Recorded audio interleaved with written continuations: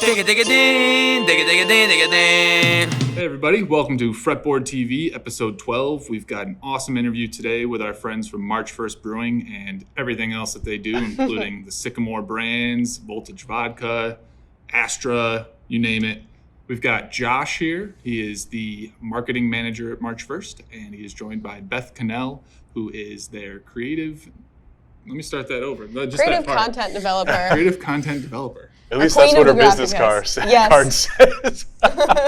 Guys, why don't we talk about what you do at March First? Well, pretty much you're looking at the entire marketing department kind of right here. Yep. So I kind of handle most of like the social media and like photography and like visual type stuff, and Beth kind of handles all the graphics and things like that, and some other things too. Yeah, I mean, mainly my role is graphic design. I also manage packaging. I order our packaging components for spirits, beer, everything, really. All this stuff. Yes. Josh, we're gonna kind of go back a little bit and talk about when you started at March First. Going back in the day. So I guess the origin story really kind of began when I was doing a blog here locally called The Raging Hop. So I pretty much went around to all the breweries in the area and basically kind of did what I'm sure you all know, the Gnarly Gnome, kind of similar aspect of what he does, and you know, interviewing people, taking photos, and just kind of started dabbling in videos and things like that. So that's kind of how I became aware of what's going on in the brewing industry and how I met a lot of people in the brewing industry. And then funny enough, I ended up, which this is kind of a really good segue, at one point I ended up working at Jungle Gyms, doing like their social media and things like that. And that's where I met Beth, who was doing graphic design for their beer and wine department. So we worked in the creative services department in Jungle Gyms. So continuing on from there, just the relationships that you know, I built through Jungle Gyms, through Raging Hop, of which I still did while I worked at Jungle Gyms, ended up giving me the edge, I guess, to get a job at March First. And Beth actually was the person who showed me that they were looking for, you know, I found the job posting and I was like, I know the person for this. Yes, and I'm like I'm literally in Florida, like just got off the beach and like looked at my phone and I was like, oh hold on, babe, I gotta put in, I gotta put in my job or my job resume or whatever to these guys, and snagged the job. And then like about a year later, like I was able to hire somebody, and Beth was the person for us, basically. Cool. So that was part of your decision, was, you know, who you wanted to join you on the team and be your sidekick there. And yeah, so like the one thing I am not good at is graphics. I know enough to get in trouble, but like, you know, when we were looking at hiring somebody, I needed someone that kind of filled a lot of the gaps that I was missing, and like she kind of fit right into those. So I think it's really cool how it's kind of come full circle with like me showing you that job posting, and then a year later you were able to bring me into March First. He owed you one. So, yeah, I mean, basically. Exactly. So when you joined the team, at the time, what was it? How long ago was this? Was it a year ago? Almost a year now. Okay. Yeah. So at the time, you guys were about to acquire FigLeaf. Yeah. It was actually, like right at the same time. So there's a funny story. So the deal with FigLeaf was literally in the process of going through. And so she had actually done some packaging design for FigLeaf back in the day. Yeah, like on a freelance basis. I did their like second generation of cans and bottles. If you remember like the old Zoltar bottles and Slate Tipper and stuff like that. I was already working with them. Yeah. So they already knew her, right? Mm-hmm. So we were in a meeting and I mentioned to them, I was like, hey, like we're actually hiring Beth to like do graphic design for us and stuff. And they're like, oh wow, that's awesome. And I can't remember, it was either Andy, the brewer, or Brian, one of the owners. They were like, yo, like let's screw with her. Like we're gonna like tell her to meet at like FigLeaf, because she had no idea that we were purchasing FigLeaf. And so I texted her after our meeting and was like, hey, just to let you know, your first day, can you meet at our new office? And like I texted her the address. Yeah, you were like, can you come to our new office? It's at 3387 Cincinnati Dayton Road. And I was like, that's Wait a FigLeaf. second, that's FigLeaf. Like, what's the deal? Yeah, and then we all took a selfie, me, Andy, and Brian or whatever, in the room, and it was just kind of like, that's how she found out the FigLeaf deal was going through. So when you guys started you merged with FigLeaf, and you had already had some experience, obviously, we just talked about that. What were you most excited to work on with the brands, going forward? I mean, obviously I was excited to work on the March First brand, but I think honestly, like once he told me that news about FigLeaf, I think initially I was really excited to get working, on that too, since it was kind of something I'd already started, like with their packaging and everything. I kind of do want to go into a little deeper though. So what projects give you the most creative freedom and allow you to flex some of that? Like, what is your design style personally when you're illustrating and things? I mean, my background, like by schooling, is fine art. I went to UC in their fine art program, and I focused in drawing and illustration. And I'm kind of like, I made my way into the field of graphic design by I was really into graphic novel style artwork. So like that kind of very precise, like more formatted kind of artwork, I kind of lent itself to that. As far as there's all the brands were established at March 1st when I came in. So I think where I get a chance to have more creative freedom is like in the events and everything that we put together. Like I rebranded the graphics for Ciderpalooza this year. Got a car show coming up that I did a logo for. The Astra t-shirt. Yeah, I was going to mention, I should have worn that today, but we can send you the image for that too. But I did like this illustration of an astronaut with a can on the back of the Astra t-shirt. So anytime I get to like flex the, the illustration muscle a little bit, I think that's when I have the most fun. Yeah. So Josh, when it comes to your position, taking pictures and social media, you prefer to take pictures of the cans, the packaged product, or you have more fun with the glassware? I think it depends. So you can have a lot of fun with the glassware. Like if you look at some of the posts that we've done in like the last couple of weeks or so, we've been playing around with a lot of motion, dropping stuff into, glasses, or even taking the can and like smashing them on the table. That was a fun day. My camera is still kind of sticky from that day. But so is Chris. Yeah. Oh, and definitely Chris. He's our can slammer, if that's like a title or whatever. Chapter manager / can slammer. Yeah. We actually have funny titles on our business cards. I don't know if he picked one or not, but I didn't have a weird title, but you have a great secondary title. I don't know. You want me to talk about that now? It's up to you.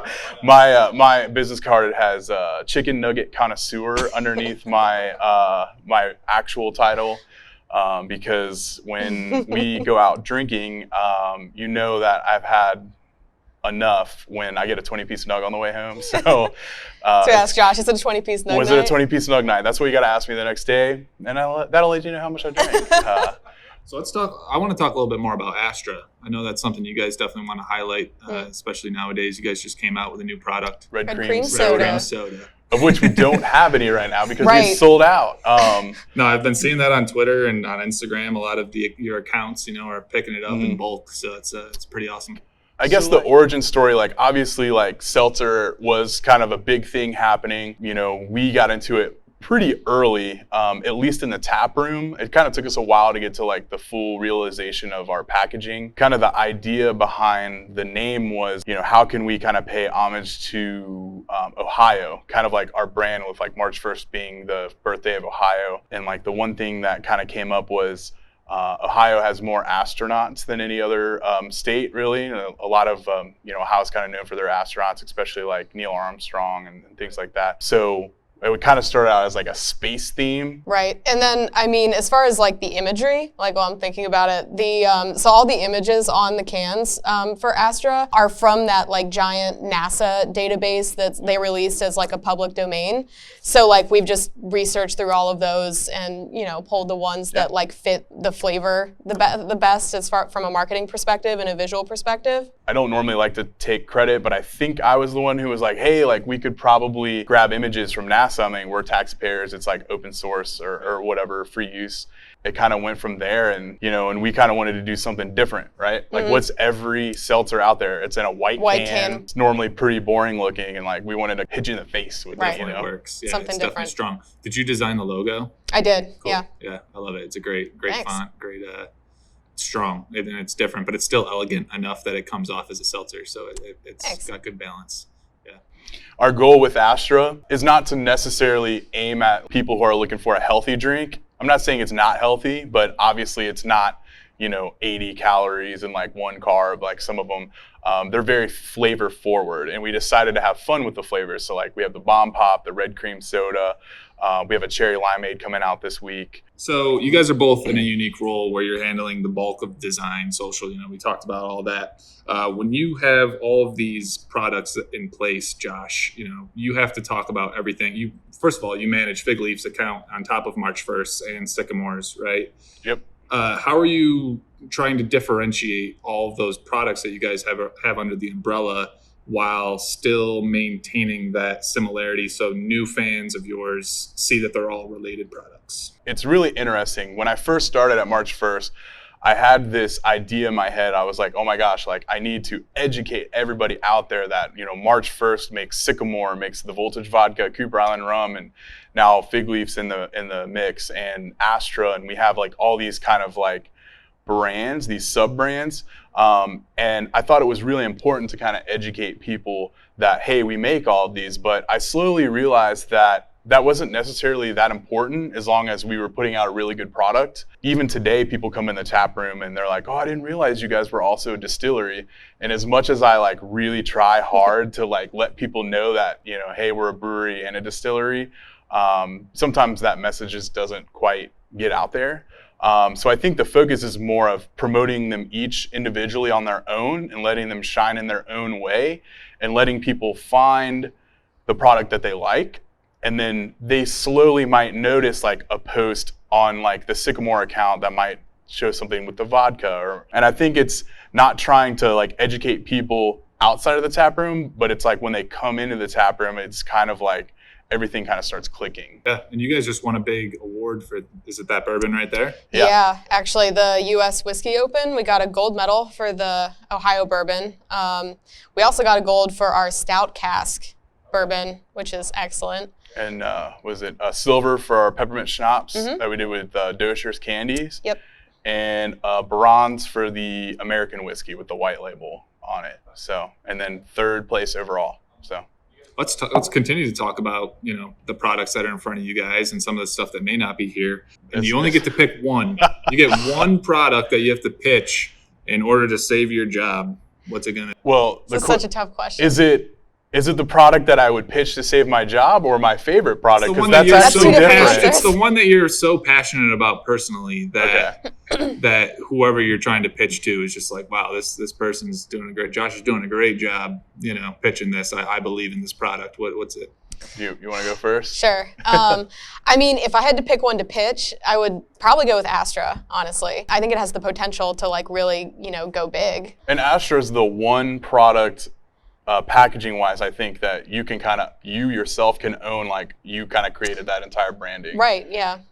So Josh, what's your answer to that question? That's the one that would probably save my job, Astra, right? I mean, like I said, it's popular, but my one favorite thing that I think we do that not a lot of breweries around here can do is our barrel aged stuff. So with us being a distillery, we can actually pull stuff out of our barrels and then put beer back into it. I think my favorite product we ever did was a double barrel Imperial Stout. So the beer Imperial Stout started in one of our barrels, and we had a regular who let us use a barrel pick from New Riff that they use. And so we pulled it out, threw it in that barrel. So it was like 6 months in our barrel, 6 months in New Riff. Turned out amazing. And then with the bourbon, we do stuff like that cask edition where we put the stout or the bourbon back in the stout cask. And we even did one with a coffee cask that turned out really awesome too. Yeah, I mean, any little bit of edge, like in this day and age, right? I mean, beer is super competitive, but spirits are getting up to that point too. There's so many other distilleries out there, even locally, that are bringing home awards. So it's just those little things kind of add up to kind of help you like differentiate yourself a little bit. So what's coming up for you guys before we take a break? What's coming up at March 1st events? You got the Mill House or the Still House in Milford coming up, which is really cool. When's that opening? When are you guys slated to? I think we're looking right now at a spring or summer of 2021. Yeah. It got pushed back a little bit with the shutdown and things like that, but we're moving forward. Yeah. But we got that coming next year. FigLeaf's anniversary is coming up in October, so be on the lookout for that. We're actually going to do a FigLeaf Oktoberfest event as well. But other than that, we're just kind of playing it by ear and seeing what we can do before the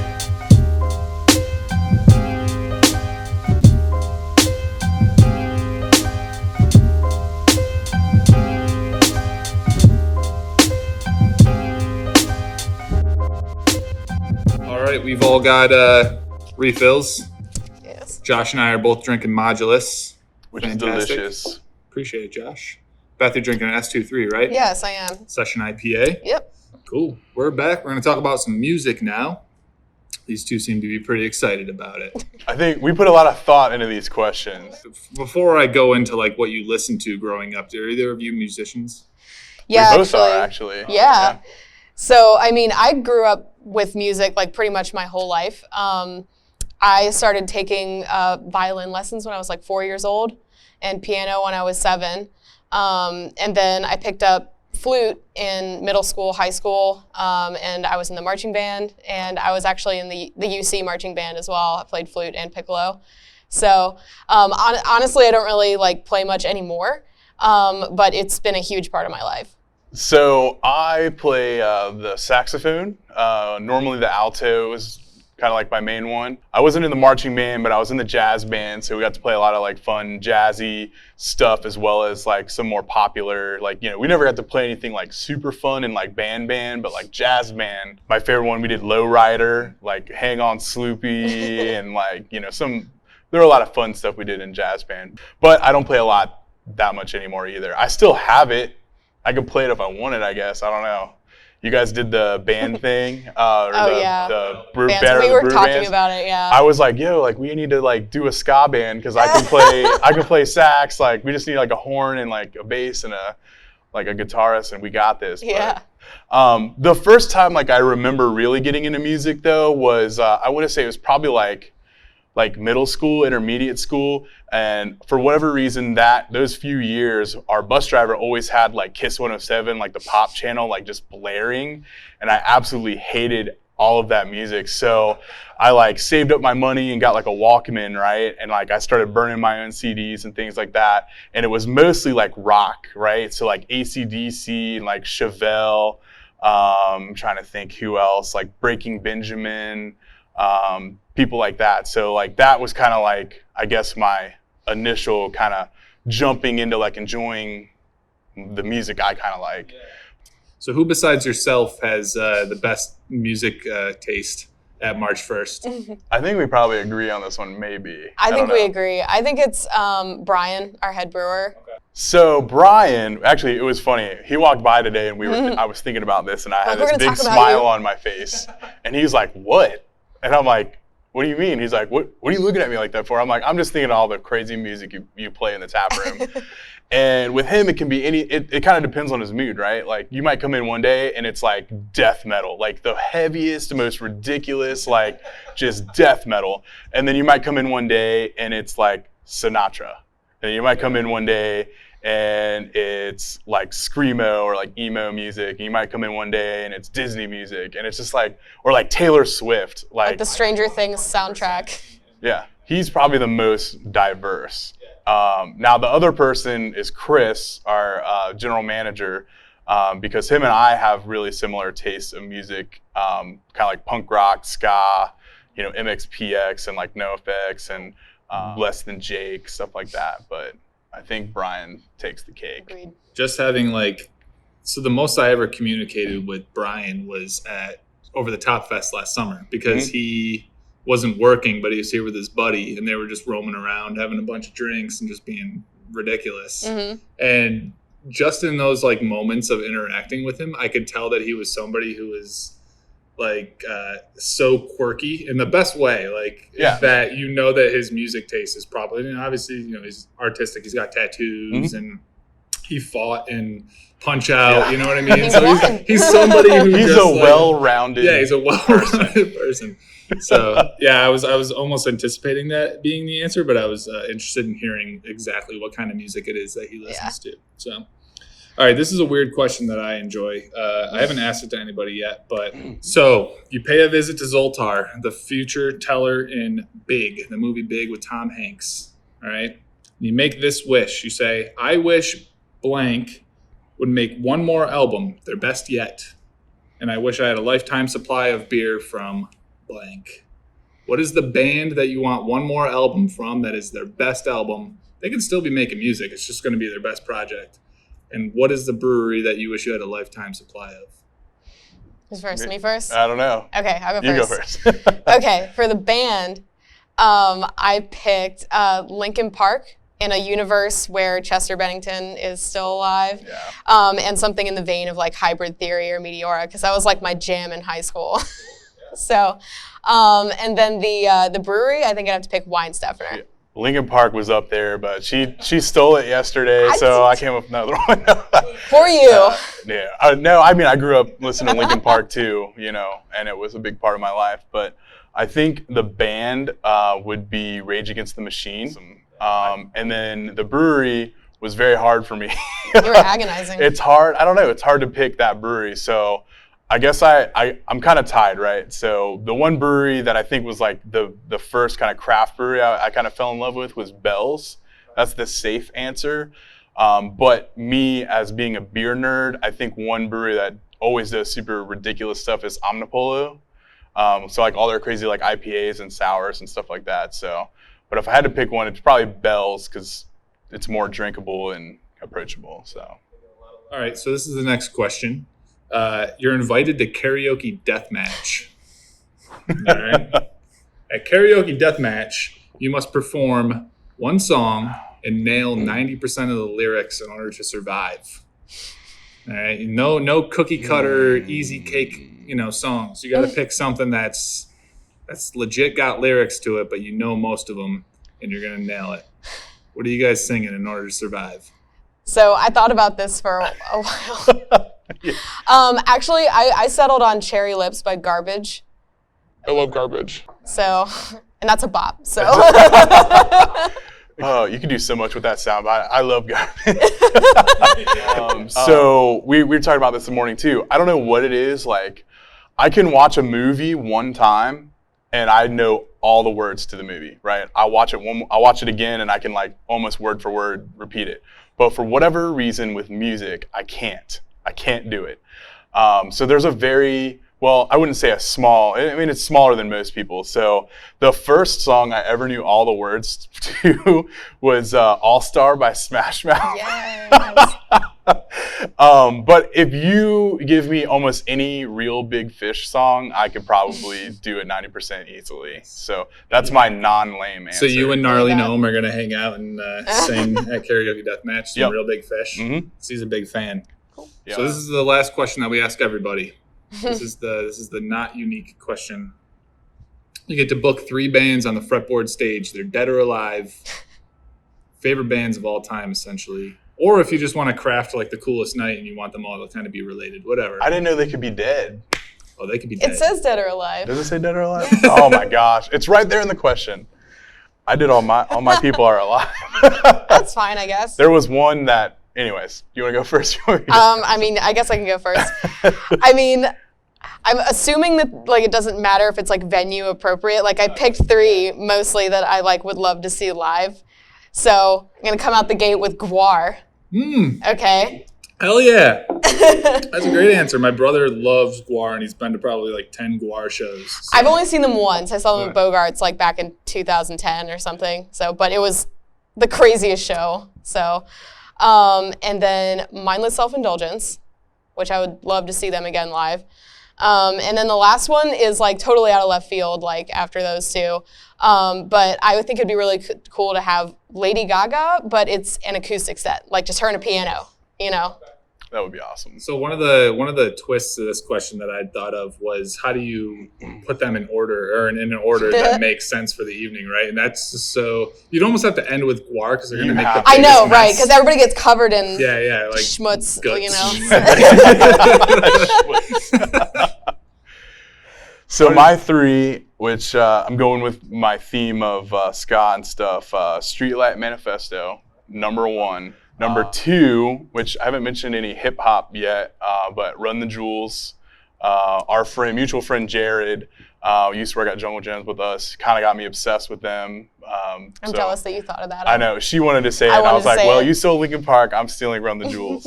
And then my third one, which kind of took me a while, and I kind of just scrolled through like some of my most listened music that I had. And his name's Grizz. I don't know if you guys know Grizz from Michigan. Kind of like electronic-y, funky. He's also like a saxophone player as well. My buddy and I used to like travel the country and like shoot these drifting events. And there was one that happened up in Detroit a lot.